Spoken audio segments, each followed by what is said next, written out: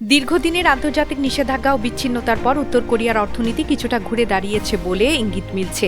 তবে বিশ্লেষকদের মতে এটি অভ্যন্তরীণ সংস্কারের ফল নয়, বরং রাশিয়ার সঙ্গে সামরিক সহযোগিতা, চীনের সঙ্গে বাণিজ্য এবং সাইবার হামলা সহ অবৈধ আর্থিক কার্যক্রম থেকে আসা আয় দেশটির অর্থনীতি টিকিয়ে রাখছে।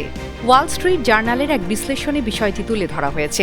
নেতা কিম জং উন বিশ্বকে দেখাতে চাইছেন উত্তর কোরিয়া আর আগের মতো দুর্বল রাষ্ট্র নয়।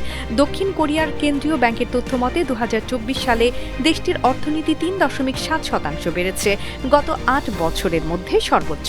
এই প্রবৃদ্ধির পেছনে ইউক্রেন যুদ্ধে রাশিয়াকে অস্ত্র ও সামরিক সহায়তা দেওয়ার ভূমিকা রয়েছে বলে বিভিন্ন প্রতিবেদনে বলা হয়েছে। এর সঙ্গে যুক্ত হয়েছে চীনের সঙ্গে বাণিজ্য ও সাইবার হামলা থেকে পাওয়া অর্থ। বিশেষজ্ঞরা মনে করেন বহিরাগত উৎস নির্ভরতা কমিয়ে নিজস্ব উৎপাদন ও শিল্প খাত শক্তিশালী না করলে দীর্ঘমেয়াদে স্থিতিশীলতা অর্জন কঠিন হবে। আয়ের একাংশ অবকাঠামো, শিল্প, স্বাস্থ্য, শিক্ষা ও কৃষিখাতে বিনিয়োগের চেষ্টা করছে।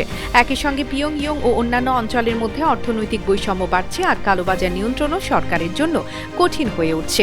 প্রতিরক্ষা শিল্প উত্তর কোরিয়ার জন্য নতুন সম্ভাবনা তৈরি করেছে।